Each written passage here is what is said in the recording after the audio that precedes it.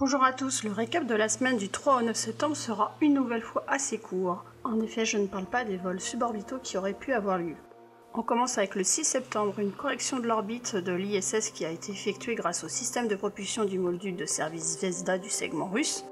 Les moteurs ont été allumés pendant environ 13 secondes. La station a ainsi reçu une augmentation de sa vitesse de 0,2 mètres par seconde. Cette manœuvre a été réalisée afin d'avoir des conditions balistiques favorables pour l'atterrissage du Soyouz MS-08 prévu le 4 octobre prochain, ainsi que le lancement du prochain Soyouz habilité MS-010 prévu à ce jour le 11 octobre, mais ça pourrait changer.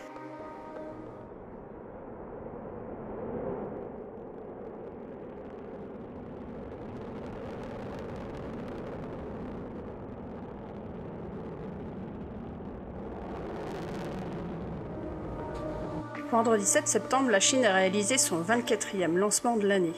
Une fusée Longue Marche 2C a décollé avec le satellite Haiyong 1C à son bord. Le satellite est dédié à la surveillance maritime. Il est notamment équipé d'un scanner de couleur et de la température océanique. Ces données seront également utilisées dans l'étude des ressources et de l'environnement des îles et des zones côtières de la Chine. D'autres détails dans l'article dont le lien est dans la description. Pour finir en bref, les investigations sur l'origine de la dépressurisation de l'ISS du 30 août sont toujours en cours. Le 5 septembre, Roscosmos a appelé les médias russes et internationaux à de la retenue sur les hypothèses sur la fuite. Les résultats de l'enquête seraient fournis d'ici mi-septembre. Le 3 septembre, le nom des deux premiers candidats astronautes des Émirats arabes unis a été annoncé.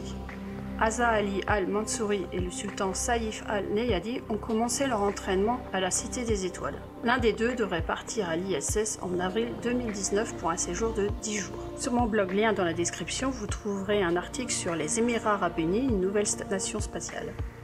Voilà, c'est fini. Je vous dis à la semaine prochaine sans aucun doute et surtout, continuez de rêver.